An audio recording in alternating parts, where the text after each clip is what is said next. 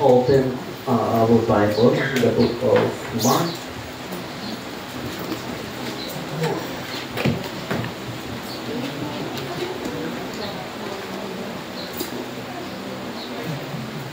We are in the book of Mark in chapter 9.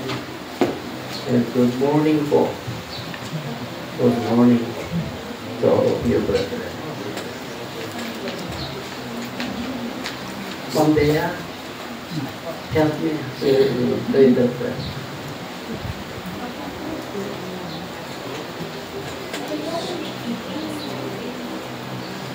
You are the interpreter.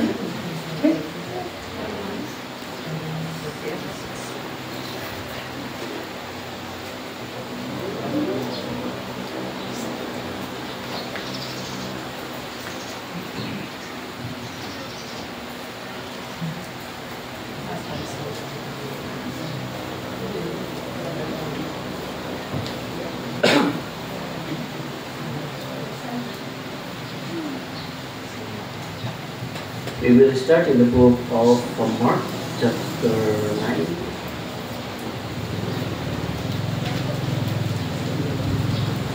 Verse 33.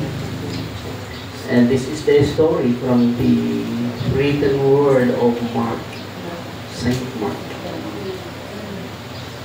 And he came to Capernaum. Jesus came to Capernaum, one of the city of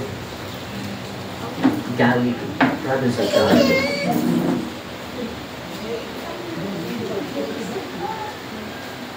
And Mark says here, in verse 33, Jesus came to Capernaum and being the house of, he asked them, and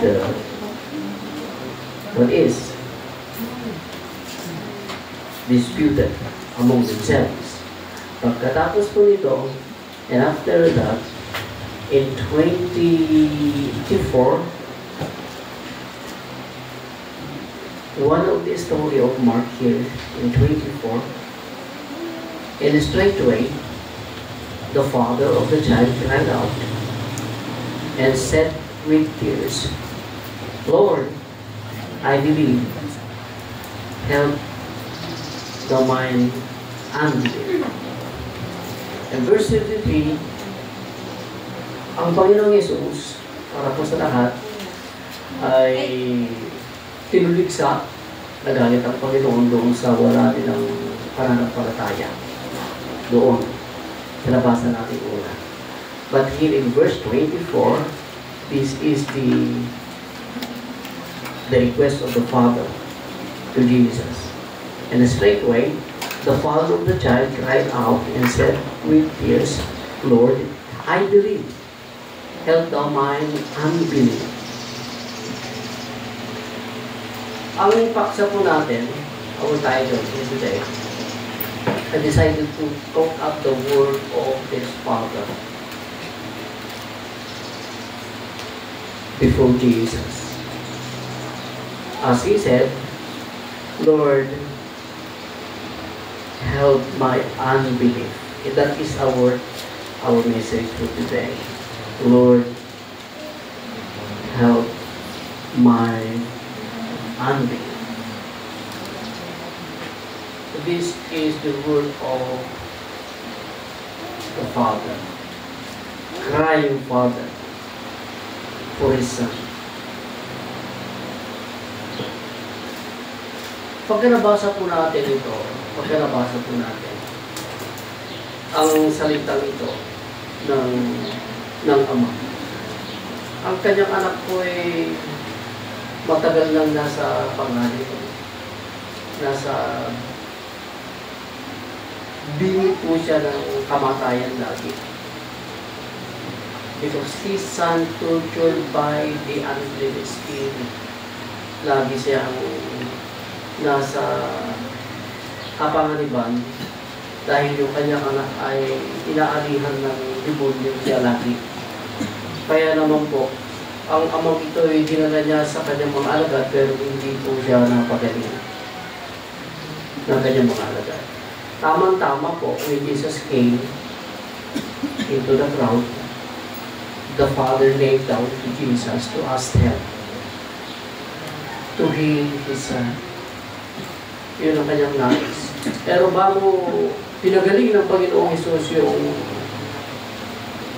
yung anak ng lalaki, tinanong siya ng Panginoon ng kanyang sina, kung kaya mo,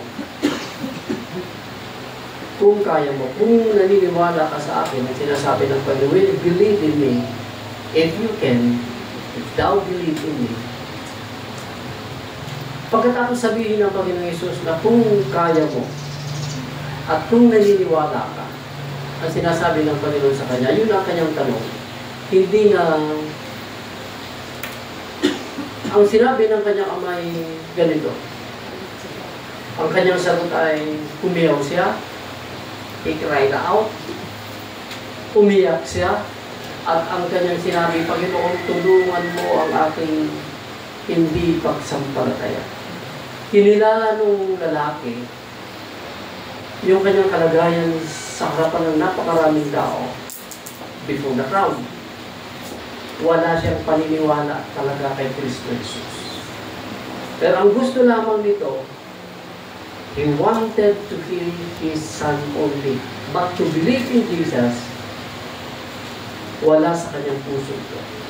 Kaya nung tinanong siya ng Panginoon, when Jesus asked him, kung kaya niyang maniwala, tutulungan siya ng Panginoon. At dahil wala siyang paniniwala, umiyaw siya ng ganito, Panginoon, tulungan mo ang aking pananampalataya. Help my unbelief. Dahil wala siyang tiwala sa Panginoon. At ayon dito sa story, pinagaling ng Panginoon itong bata. Dahil una, mababasa, tinulungan talaga siya ng Panginoon. Yung salita noong Father, the word of the Father, shaken the heavens. Dahil nagpabulos iti langit, iti panakaagas. Nagpakawala na rin ang Panginoon Jesus ng pagpapakaling doon sa kanyang anak. Dahil lumabas ang katotohanan sa kanyang puso, na kahit sa panahon na yan ay siya nag-aalinlangan, narinig ng Panginoon Jesus yung katotohanan sa kanyang puso, na naniniwala siya sa pagkakataon na yun. Kaya gumaling yung anak niya. Panginoon, ang sabi ng lalaki, Lord, help my unbelief. Dahil katotohanan, it is true, brethren, among the Christians, among the believers, kakaunti lamang, not many, few, kakaunti lamang ang may tunay na paniniwala sa Diyos. Kakaunti. Kung meron man, ito ay napakaliliit na pananampalataya. Hindi ito lumalaki, at hindi ito lumalaki ang pananampalataya. The moment na na-receive natin ang ating salvation through faith, ito yung moment din na lalaki yung pananampalataya natin. This is the right moment that our faith increased. Begitu yung ano ito mga dapat aksar din na ito. Hindi tama natitigil yung pananampalataya natin, not only to believe that Jesus Christ is our Savior and Lord. Kailangan makita natin ang mga malalaki pang mga bagay na nakaugnay sa ating pananampalataya. Hindi mangyayaring ganito ang kalagayan natin doon sa tatagpuan ng Panginoon Hesus na lalaki. Na lumalapit, pero hindi naniniwala. Tayo, pagka lumapit tayo sa Diyos, nakapundo na yung pananampalataya natin doon sa kakayanan talaga ng Diyos. Nakapundo yun, hindi yung nag-aakuhap pa tayo. Alam niyo, brethren, dahil alam ng Ama na wala siyang paniniwala sa Panginoon. That time, wala. Kaya naman po siya ay humihingi ng awa sa Panginoon. He asked to Jesus to ask help from Jesus. Tayo, kailangan humingi tayo. You know already who you are in the Lord.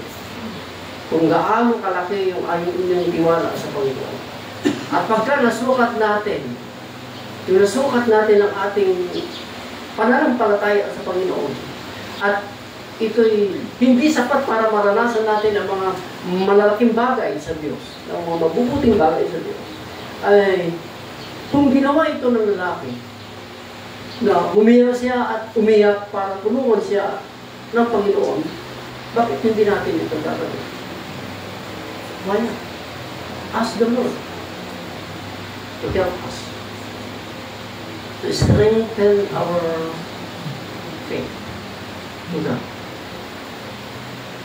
Dahil kung hindi lalaki ang ating pananampalataya, kung walang paniniwala, tignan niyo pagka walang paniniwala, at huwag niyong walain yung direksyon ng ating isip doon sa ating paksa, Lord, help my unbelief. And that is the rule of the crying father.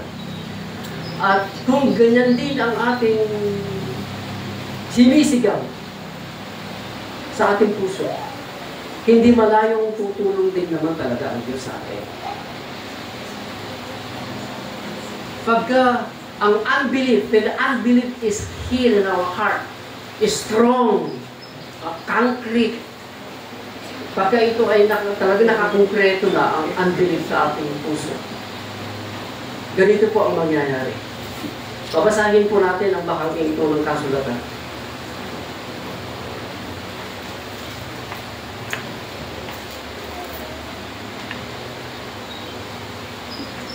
Hindi natin mararanasan. Unang-una, ang result ng unbelief, pagka ang unbelief ay nandito. Ang result nito, brethren, hindi natin mararanasan. Hindi natin makikita ang mga mahalagang gawa ng Panginoon na para sa atin. Napakalayo.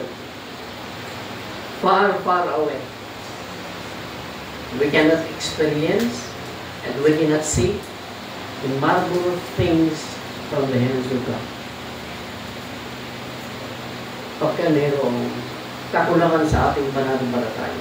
Kung may pananampalataya tayo at maliit, yan ay malaking problema.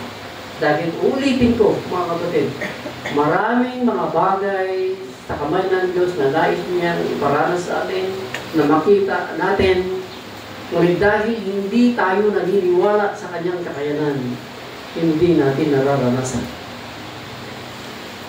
Ang nararanasan lang natin sa daigdig na ito ay katulad din nung nararanasan ng mga hindi mananampalataya. Kaya walang kaiba. Dahil ang salvation is through faith, right? Yun at wala ito sa mga di mananampalataya na sa atin lang na naniniwala kay Kristo Jesus. Christ died for us and we believe.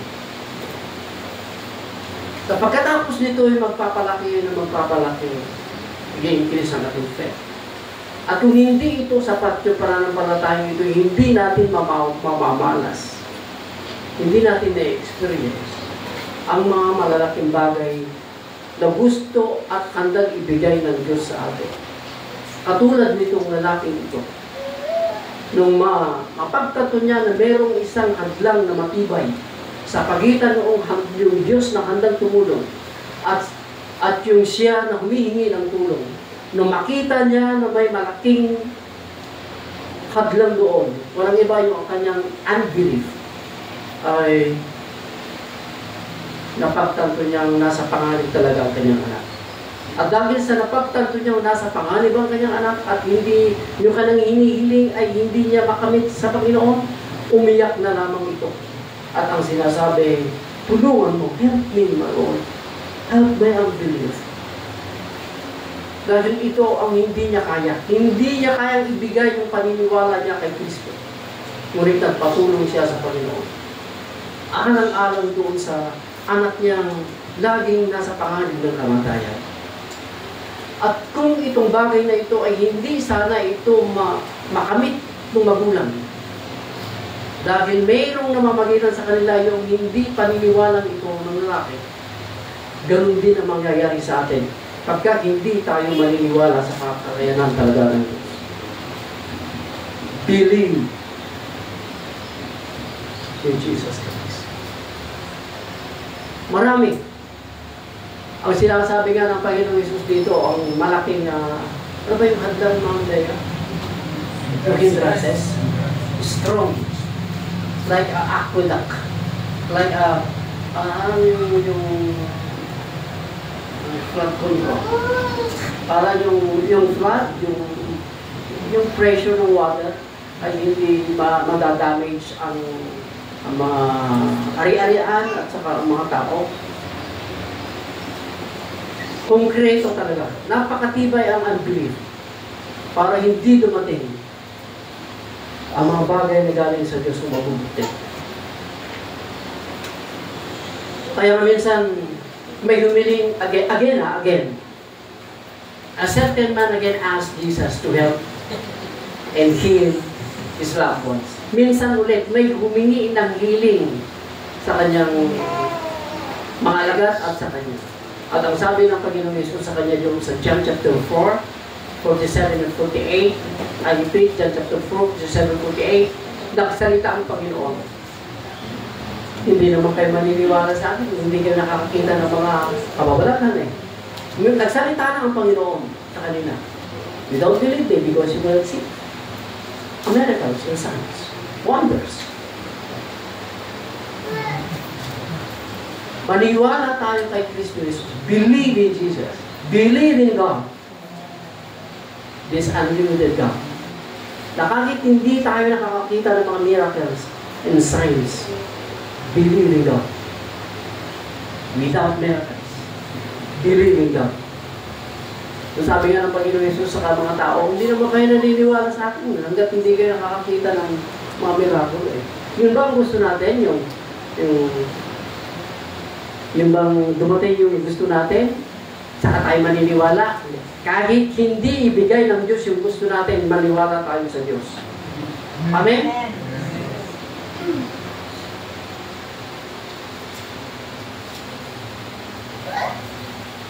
Unbelief can hinder the blessings of God. And next, ang paniniwala ay kabaliktaran ng hindi paniniwala. Tandaan niyo po yan. At yung hindi paniniwala, pagka isang tao o isang lugar na hindi naniniwala sa Panginoon, isang tao o isang lugar na hindi naniniwala sa Panginoon, maaari ang isang tao, maaari ang isang lugar na magiging hadlang sa pagliligtas ng Diyos sa mga tao.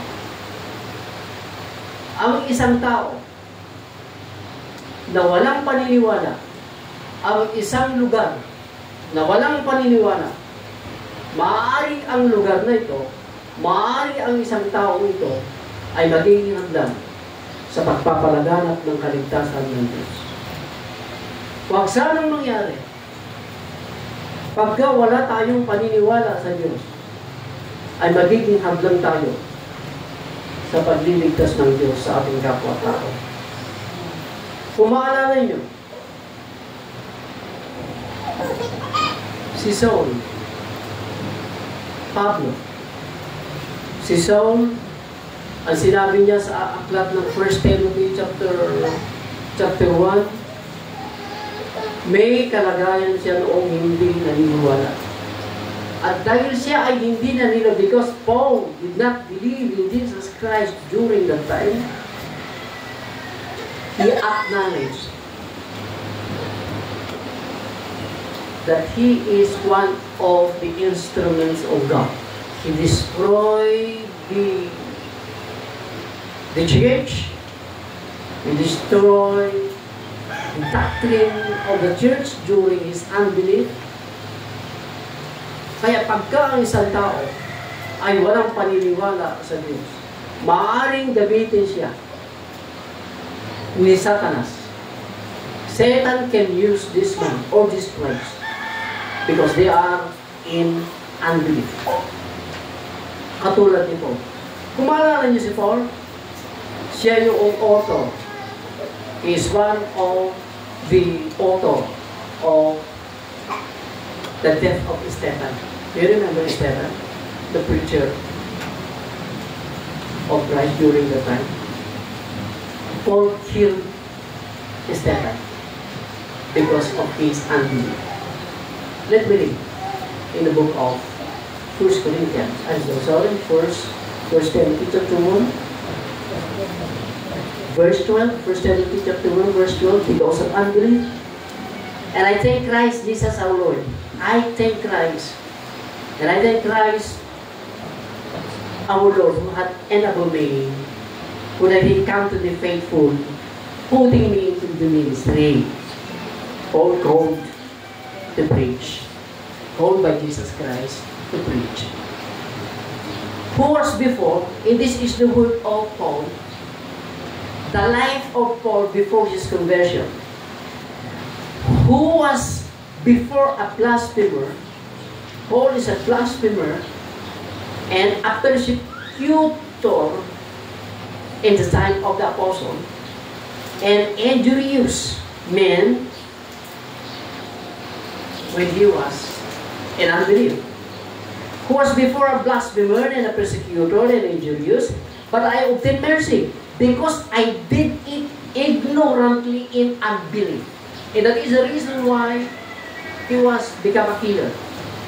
Injurious man, blasphemous man, because of his unbelief. At pagka ang hindi paniniwala ay sagana sa ating puso, maaari tayo maging hadlang sa pagpapalago ng Diyos ng kanyang salvation. Maaari tayong isang balakid upang ang ilaw ng kaligtasan, ang paglago ng mga maraming mananampalataya, the growth of every Christian can kill their doctrine. No, pagka hindi yung buhay natin ay walang sapat na paniniwala. Kaya pagka napagtanto nyo, kung maalala nyo nga, sabi ko si Pablo sa chapter 6, when Stephen preached Jesus Christ, chapter 6, Paul did not believe that Jesus Christ is their Messiah. Hanggang through chapter 7, he consented the killers to kill Stephen because of unbelief.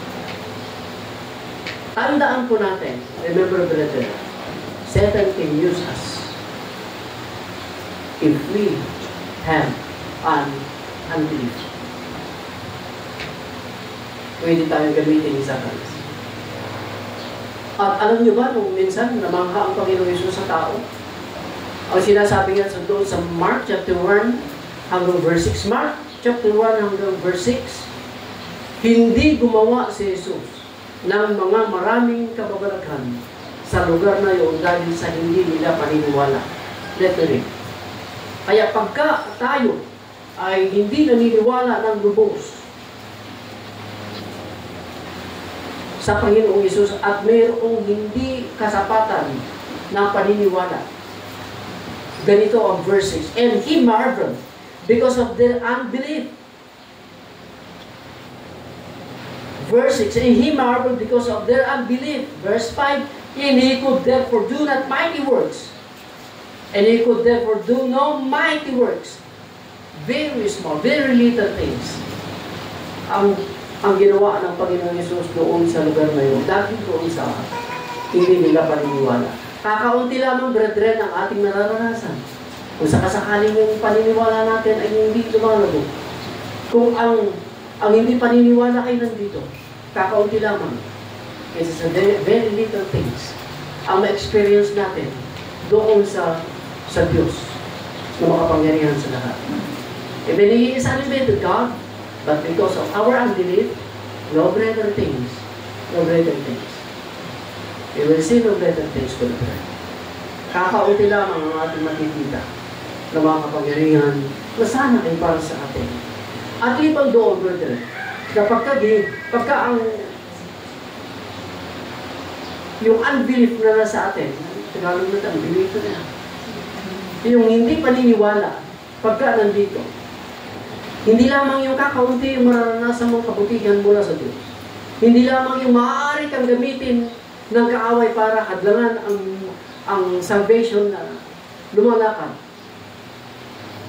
Pati ang scriptures will become affected. Dahil doon sa hindi paniniwala ng lubos sa Panginoong Yesus. Maraming bahagi, many parts of the Bible ay affected because of our unbelief. Isang araw, kung kilala nyo at maalala nyo yung dalawang tao na papuntang Imus, they are going to Imus after Jesus Christ rose from the dead. Kinakausap sila ng Panginoon. Pero ang sinasabi ng dalawang disciples, wala na sila ng pag-asa.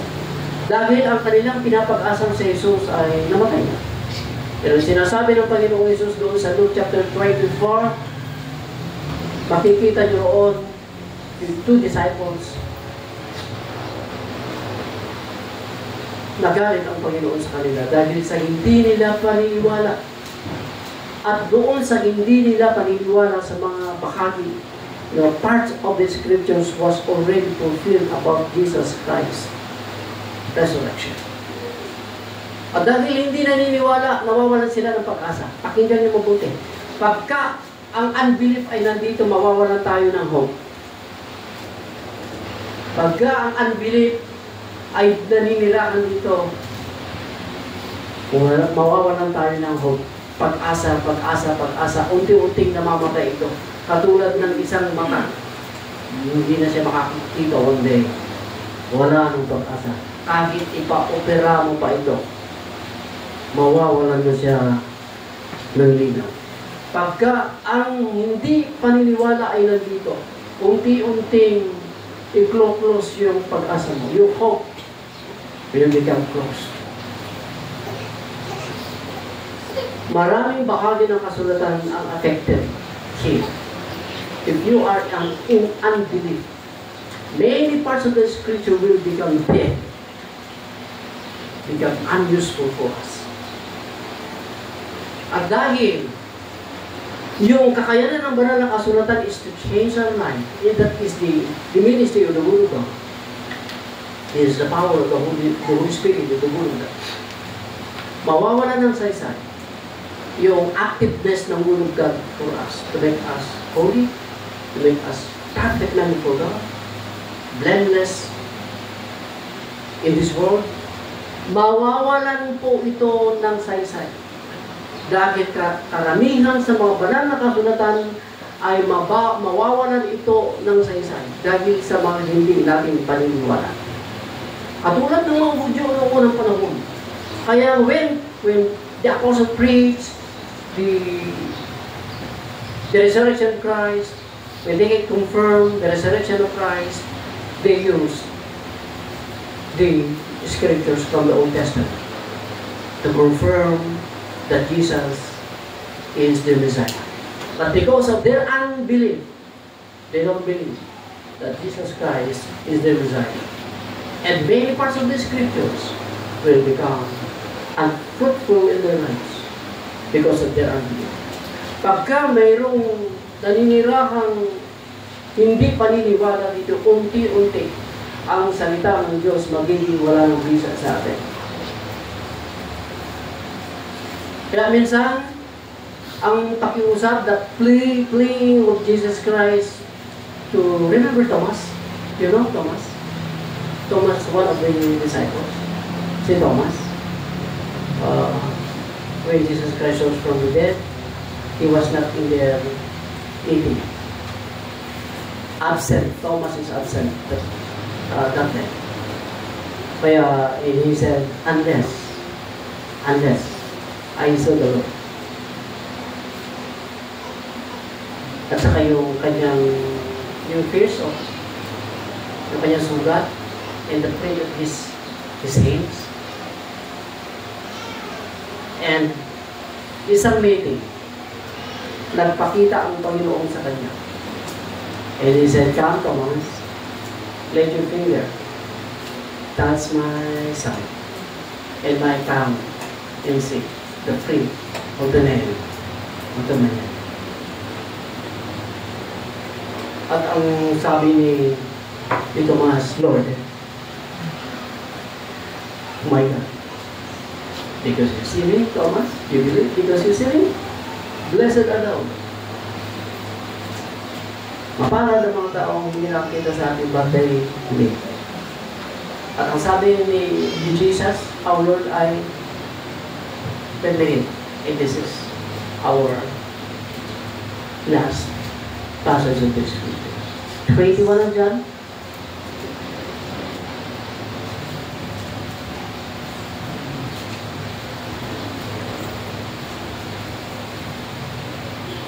And this is the word of Jesus Christ to him. Then saith he to Thomas, 27, verse 20. Then saith he to Thomas, "Reach hither thy finger, and behold my hands. Reach hither thy hands, and thrust it into my side. Be not faithless, Thomas, but believing." Ang pakiusap ng Panginoon sa apostol na ito, huwag kang hindi mapaniwalain, kundi dapat mapaniwalain ka, Tomas. Many Christians, a lot of Christians today, there are a lot of faith. Increase our faith, brother. Ang pakiusap ng Panginoon, huwag tayo yung hindi mapaniwalain, kundi mapaniwalain tayo. If you have enough faith, yung growth natin rapidly increase. Mabilis itong dalago. Yung changes ng ating life, napakabilis ang pagbabago. Yung pag-asa natin na aandap-andap, yung pag-asa natin na meron kung minsan wala, yung pag-asa, yung hope minsan wala. Pagka yung tiwala natin sa Diyos, magiging matibay ito. Our hope becomes strong, and no one can destroy it. Even Satan. At kung nakikita yung kulang talaga yung paniniwala natin, pray to God and ask Him help to strengthen your faith to God. As the word of the Father to Jesus. "Oh my Lord," at sabi niya, "help my unbelief." Kung ginawa ito ng magulang na ito para sa kanyang pamilya, do it also, brother. Ask the Lord. Ask the Lord to help us. Para makilala natin mabuti ang Panginoon. Para ma-experience natin, to experience more yung mga works ng God na malalaki sa ating buhay. Huwag tayong hindi mapaniwalain. Believe in God. Amen? Let us pray. Let us pray. Thank you so much, God in heaven. In the name of our Lord Jesus Christ, let this message, even this is a very short message. Let this message be pain in our hearts and become strong and holiness in our hearts.